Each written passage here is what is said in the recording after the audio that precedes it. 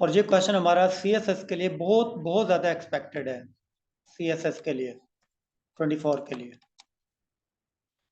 Simple and compound interest already हमारा CSS 2021 में आ भी चुका है। क्वेश्चन नंबर 9 में कहा जा रहा है A land ₹5,000 to be for 2 years। A ने बी को 5,000 रुपीज दिए 2 साल के लिए, and 3,000 to C for 4 years, और सी को 3,000 रुपए दिए 4 साल के लिए on simple interest at the same rate of interest. Simple interest rate पे, लेकिन उन दोनों को सेम रेट ऑफ इंटरेस्ट पे पैसे दिए, यानी कि उनको उधार दिए। ए ने बी को भी कुछ रकम दी 5,000 रुपए 2 साल के लिए, सी को भी 3,000 रुपए दिए 4 साल के लिए, और उन दोनों को सेम रेट ऑफ इंटरेस्ट पे दिए। अच्छा, फिर कहता है and receive 2,200 in all from both of them as an interest, और उन दोनों से उसको 2,200 रिसीव हुआ इंटरेस्ट की मद में, यानी कि उन दोनों की तरफ से जितना भी इंटरेस्ट मिला उनको ऐड किया जाए तो 2,200 बनता है। कहता है बताओ इनका रेट ऑफ इंटरेस्ट क्या है, जिस इंटरेस्ट रेट पे उनको पैसे दिए गए थे। देखें, हमारा सिंपल इंटरेस्ट का फार्मूला होता है simple interest is equal to P into R into T divided by 100। अब एक्चुअल में ए ने ना 2 पर्सन्स को पैसे दिए हैं, बी को भी सी को भी। इसका मतलब अगर बी का इंटरेस्ट अगर कैलकुलेट किया जाए उसका भी यही तरीका कार होगा, यानी उसके प्रिंसिपल अमाउंट रेट और टाइम डिवाइडेड बाई 100। और अगर वो सी की अगर कैलकुलेशन करना चाहे तो सी की कैलकुलेशन भी ऐसे ही वो करेगा PRT/100, क्योंकि सिंपल इंटरेस्ट को कैलकुलेट करने का फार्मूला एक ही है।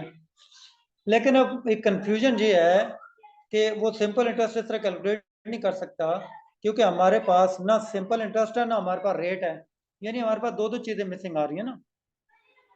अब उसको इतना कंफर्म है कि उसको जो सिंपल इंटरेस्ट मिला है ना वो इन दोनों से मिला जुला के उसको मिला है। वो यही कहता है ना, and received 2,200 in all from both of them as an interest. उन दोनों से उसका इंटरेस्ट रिसीव हुआ 2,200। अब कितना रिसीव हुआ 2,200 हम यहाँ पे लिख देते हैं, लेकिन ये 2,200 इन दोनों की तरफ से रिसीव हुआ है।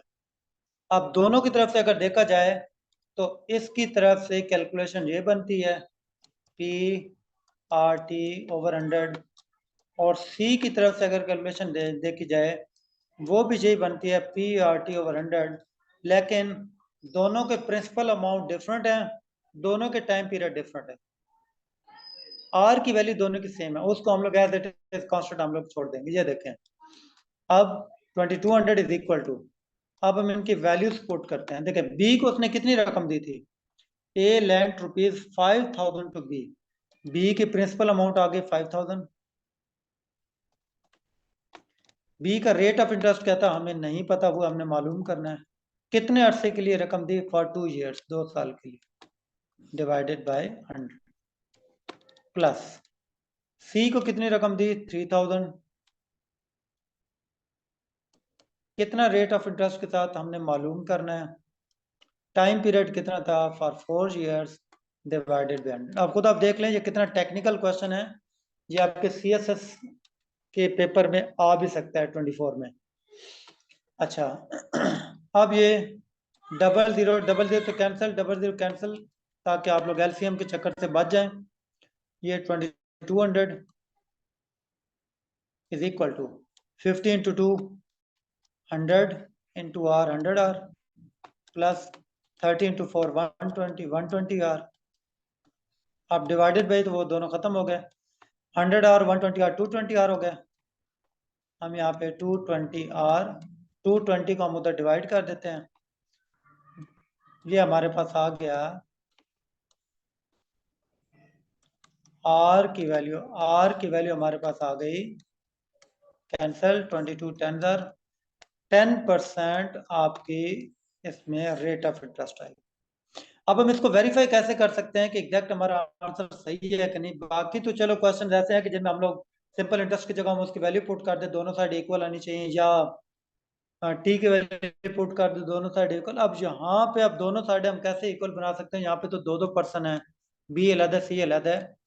हम इसको वैसे वेरीफाई कर सकते हैं कि ये जो आर की वैल्यू है ना, अगर मैं यहाँ पे पुट करूँ और मैं यहाँ पे पुट करूं, यानी इसका भी सिंपल इंटरेस्ट में फाइंड आउट कर लूं और सी का भी सिंपल इंटरेस्ट में फाइंड आउट कर लूं, इन दोनों का जो सिंपल इंटरेस्ट आएगा उनको जब हम प्लस करेंगे that should be equal to the total interest 2200, क्योंकि उसको टोटल ओवरऑल इन दोनों से 2200 इंटरेस्ट रिसीव हुआ था।